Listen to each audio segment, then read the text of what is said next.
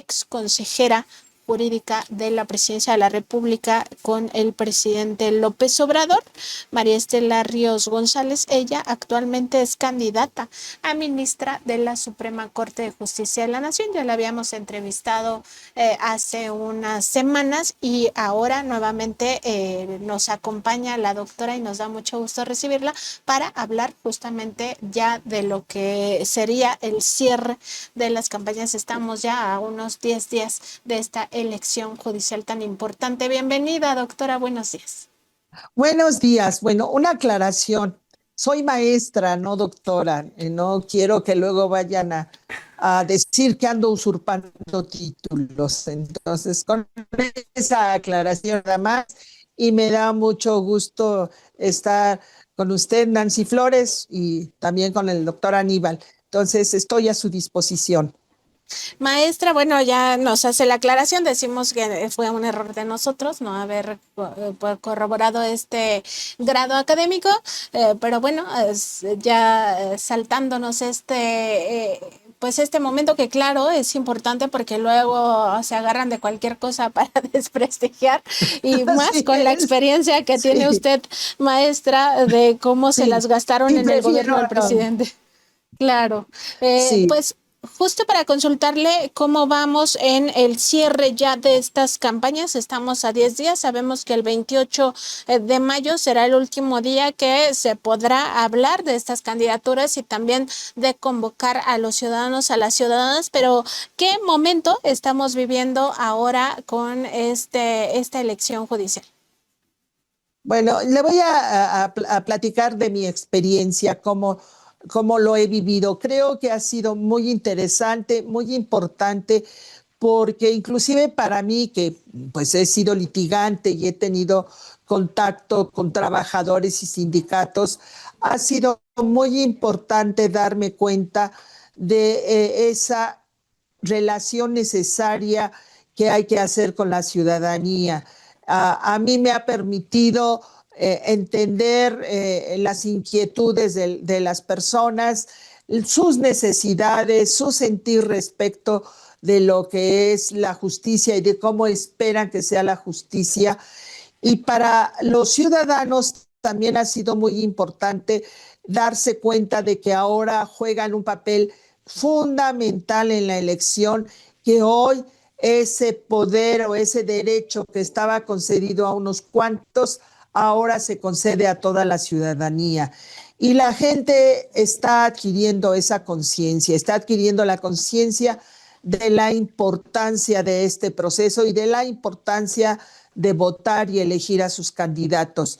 Ciertamente, al principio había como que confusiones, porque sí hay que reconocer que ha sido un proceso complejo, pero a pesar de la complejidad, la gente, las personas cada día están más interesadas en este proceso. Y yo quiero decirle que en mi acercamiento con la gente he visto caras alegres, caras felices de que esto esté sucediendo. Y eso pues, me llena de gusto porque los veo entusiasmados, los veo comprometidos. Sí hay gente que no está de acuerdo, pues es normal que haya gente que denueste este proceso, pero con la gente que yo me he encontrado, que ha sido mucho la gente del pueblo, está feliz, está satisfecha, sabe que es un derecho que se ha ganado y está dispuesta a ejercer ese derecho. Entonces, eso, para mí eso ya es una ganancia de este proceso.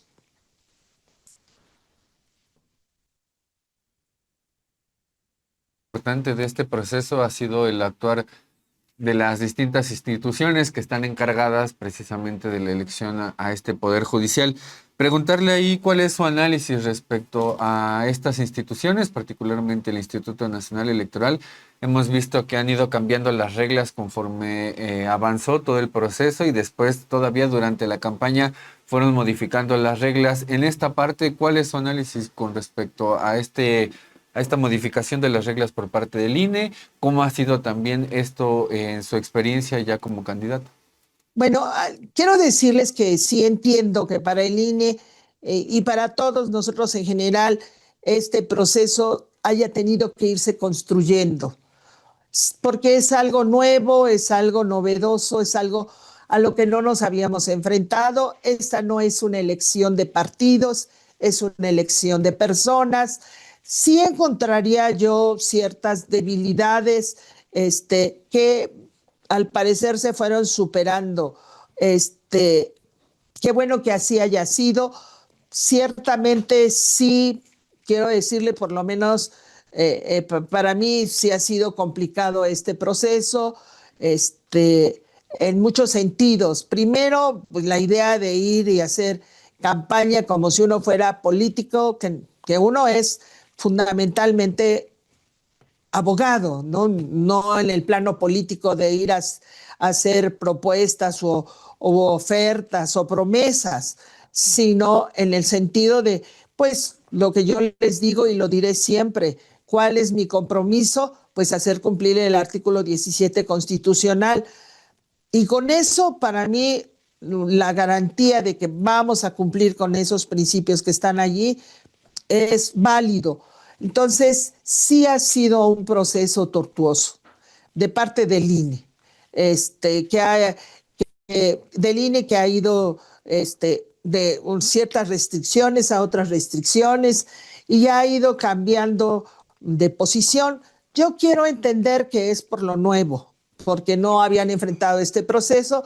Sin embargo, creo que se podrían haber tomado aprendizajes de los procesos electorales normales y adecuarlos a este proceso. Entonces, pues ahí yo dejaría más al juicio de los ciudadanos el actuar del INE, porque bueno, uno puede estar o no de acuerdo con lo que señala el INE, pero pues uno debe entender que debe cumplir con esos requisitos o pena de que cualquier error que uno cometa va a ser usado en su contra. Entonces, pues sí, entender la posición del INE que estuvo implementando un proceso nuevo, entender que sí empezó a hacer muchas restricciones y sí se hizo difícil el proceso, la verdad.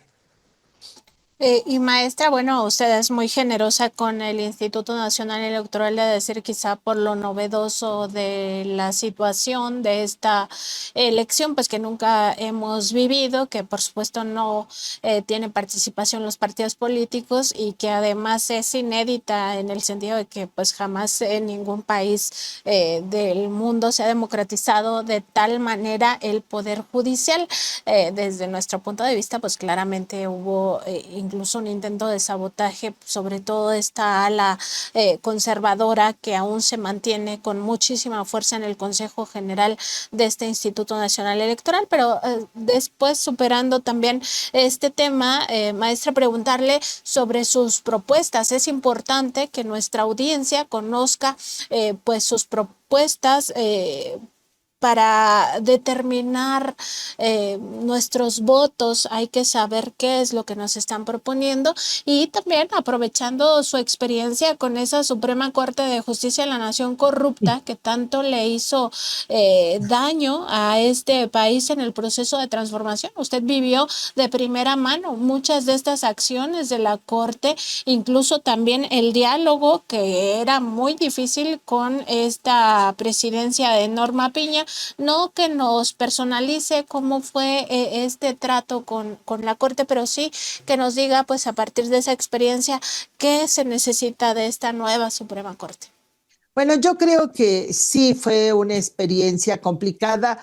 La podemos entender desde el punto de vista político en el sentido de que los integrantes, la mayoría de los integrantes de esta Suprema Corte de Justicia estaban mirando al pasado, se negaban a aceptar que México se está transformando. Y esa también es la resistencia de muchas fuerzas, el no entender que vivimos tiempos de cambio, no entender que ha llegado este momento histórico para una profunda transformación de nuestro sistema social, económico y político. Y así está dado.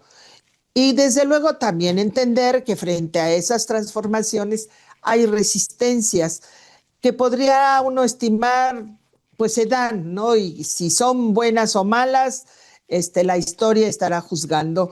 Yo considero que son innecesarias y que además a veces son fútiles, sin sentido, llevadas más por la víscera que por la razón, pero bueno, así se da esta reacción de la gente que se opone a la transformación de nuestro país, a la necesaria transformación de nuestro país. Y en ese sentido, pues la Suprema Corte y el Poder Judicial en general miraron al pasado. Querían hacer prevalecer una política que ya había hecho agua, o sea, ya había naufragado. ¿Por qué lo digo? Porque ciertamente con el Pacto por México se reformó la Constitución para darle un contenido más neoliberal. Pero curiosamente es a partir de que se concluye y se manifiesta en la Constitución esas reformas neoliberales es que se da el cambio. ¿Por qué? Porque el pueblo ya había adquirido la conciencia necesaria para concluir y estimar que ese periodo ya había terminado. Y eso es lo que se está viviendo en el mundo. Hay una crisis de ese modelo económico, social y político en todas partes. Y en ese sentido, México ha sido pionero, porque inició ese proceso de transformación y en ese proceso de transformación hemos participado todos y todas los mexicanos con nuestros líderes, digo, de manera respetuosa, lo digo, iniciada por don Andrés Manuel López Obrador, pero que continúa. Y las resistencias de ese poder es lo que llevó necesariamente a este cambio. ¿Y cuál es el cambio fundamental? Que ya no va a ser electo de manera indirecta ni disque meritocrática, porque eso es lo que se hacía valer, ¿no? Aquí la gente llega por mérito. No era tal, había nepotismo, había preferencias, etcétera. Y ahora, ¿qué va a pasar? Los ciudadanos y ciudadanas vamos a elegir a nuestros juzgadores. Y estos tienen ahora que responder a todos los ciudadanos y ciudadanas y desde luego tendrán que responder a los intereses de la mayoría de nosotros y nosotras los mexicanos. ¿Y cómo se responde? Haciendo cumplir nuestra Constitución, que es una Constitución que tiene varios principios fundamentales, que habla sobre todo del bienestar común, del interés público, de una serie de cuestiones y derechos fundamentales que están plasmados allí en la Constitución y que todos, y sobre todo la Suprema Corte, que es un tribunal constitucional, está obligada a cumplir y hacer cumplir esa Constitución. Entonces, eso es lo bueno, eso es lo innovador y eso es lo afortunado para todas y todos nosotros. Maestra María Estela, también en sus propuestas hay dos de ellas que me llaman la atención. Una es la de agilizar los procesos administrativos. Esto, digamos, es fundamental porque en otras ocasiones la Suprema Corte de Justicia actual pues, ha tenido a bien dilatar procesos o usar esta ley del amparo para prolongar la decisión final que puedan tener. Y la otra es el tema de la corrupción y la impunidad. Dos de estos problemas que caracterizan también a la Suprema Corte que tenemos actualmente. ¿Qué nos puede decir en torno a esta agilización de los procesos administrativos? Sí. Y también al tema de la corrupción. Sí, como yo les digo y lo sostengo, miren, hay un bien que si se pierde no se recupera y es el tiempo. El tiempo de vida, una vez que se pierde, ya no se recupera. Y entonces todos debemos ser muy respetuosos con el tiempo de los demás y particularmente cuando las personas acuden a un tribunal a que se les emita un juicio, porque como se dice, justicia que se retrasa deja de ser justicia. Y entonces, ¿qué es lo que se propone? Agilizar los procedimientos, usar las herramientas tecnológicas que se tengan para que estos procedimientos sean más ágiles y se dé una pronta respuesta a los requerimientos de las partes. Y no se use el tiempo como arma. ¿Y cómo se usa como arma? Que si conviene, aplazo la resolución y si conviene, la resuelvo rápidamente porque así conviene a los intereses de los juzgadores. Aquí lo que ofrecemos, bueno, yo ofrezco en lo personal es respetar el orden de prelación. ¿Qué significa esto?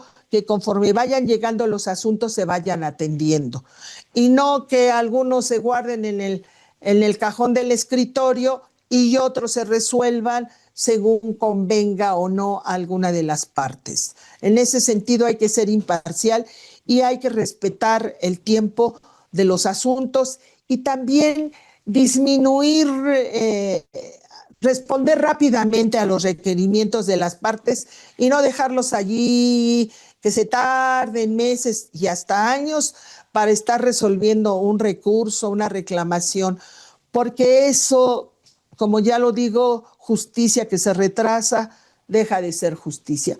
Y respecto de la corrupción y la impunidad, creo que el problema sí hay corrupción. Quiero reconocer que y no lo acepto, que se diga que todos somos corruptos y que todo es corrupción. No es cierto. Hay gente honesta, hay gente trabajadora, hay gente comprometida con su trabajo en todas las áreas, en el Poder Ejecutivo, en el Poder Legislativo y también en el Poder Judicial. Pero sí es cierto que hay corrupción y hay corrupción de algunos juzgadores y hay corrupción de los de hasta arriba y hasta los de abajo. Y eso es lo que hay que combatir, porque eso hace un daño grave. Y hace un daño grave cuando se convierte en impunidad. Y yo tuve la experiencia de que hacía uno denuncias en contra de jueces y se les pedía a los jueces que entregaran los expedientes para analizarlos y ¿sabe cuándo los entregaban? Nunca. Y entonces no procedía ningún juicio, ninguna denuncia, porque los propios jueces se negaban a otorgar esa información. Y lo que sí es relevante es ahora que exista este tribunal de disciplina. Este tribunal de disciplina va a llevar a todos los juzgadores, incluidos los ministros de la Corte, a actuar con rectitud, con prontitud y a hacer real y eficaz la garantía constitucional que está en el artículo 17. Eso es lo importante de esto. E ir erradicando la impunidad y la corrupción, que sí es un daño que se causa a nuestro país, porque luego por unos cuantos a todos se nos califica y eso es falso y debemos evitarlo y sí debemos combatir la corrupción y no debe haber impunidad, porque cuando hay impunidad la corrupción se extiende, porque dicen, bueno, si al de arriba no le pasa nada, pues a mí tampoco me pasa nada. Yo recuerdo que había un niño, alguna vez salió, se anunció de un niñito que le preguntaron por qué quería ser presidente y dijo, para robar tantito. Entonces, imaginen si se va penetrando esa idea en todos nosotros, pues estamos perdidos. Y no, al contrario, la mayoría de nosotros somos gente honesta, somos gente trabajadora y por eso debe combatirse la corrupción y la impunidad para que no se nos catalogue a todos como corruptos y no se nos catalogue a nuestro país como que aquí todos hacemos mal y hacemos mal las cosas. Al contrario, la mayoría de nosotros actuamos con rectitud. Pues sí, importante también este ejemplo del niño para visibilizar qué tanto daño se hace también cuando se dice que culturalmente somos corruptos, pues por supuesto que no, y eso no es cultura. También preguntarle, maestra, sobre esta supuesta división que están tratando de crear en algunas corporaciones mediáticas de que no hay ningún ningún encuentro entre el derecho y la justicia, como si fueran separados. A mí me parece que no, o sea que en realidad nuestra experiencia con jueces, magistrados y ministros y ministras que son ajenos a la justicia es porque al final no aplican bien el derecho. Pero ¿cómo lo observa usted?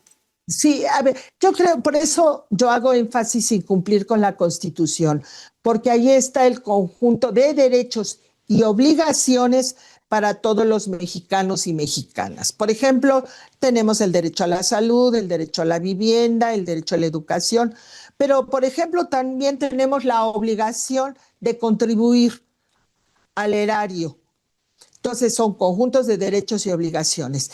Y no es que el derecho esté separado de la justicia, van acompañados. Y sí, también he de reconocer que puede haber leyes injustas, leyes que privilegien intereses, como sí lo hubo. A ver, reconozcamos que hubo leyes, por ejemplo, fíjese, una ley de la época de Fox que facilitaba la expropiación a los ejidos para favorecer a las compañías mineras. O sea, ¿qué se hizo prevalecer? El interés de esas compañías mineras por encima del derecho de los ejidatarios. Eso, por fortuna, ya cambió. Sí es cierto que hay leyes injustas. Hay leyes que están hechas para favorecer a ciertos intereses privados, a intereses mezquinos, digamos con claridad. Cuando se privilegiaba que se pudiera favorecer más a las empresas generadoras de energía privadas, a las que se les daba preferencia y se les favorecía frente a la Comisión Federal de Electricidad, sí se estaba actuando en una ley en perjuicio de la mayoría, pero por fortuna nuestra Constitución vela por los intereses de la mayoría, vela por los derechos de los trabajadores, vela por los derechos de los campesinos y también vela por los derechos de los empresarios, a decir verdad, ¿no? Habla el artículo 123 de que los empresarios tienen derecho a un interés razonable, pero ojo, a un interés razonable. Y en ese sentido pueden existir normas, leyes que sí afectan el interés social. Pero si se analizan a la luz de la Constitución, esas leyes no debieran aplicarse y deberían declararse inconstitucionales, lo que no se hizo. Entonces, sí puede ser que en un momento dado, no digo el derecho como el conjunto de normas a las que todos estamos regidos, o sea, nosotros somos sujetos de derecho. ¿Qué quiere decir esto?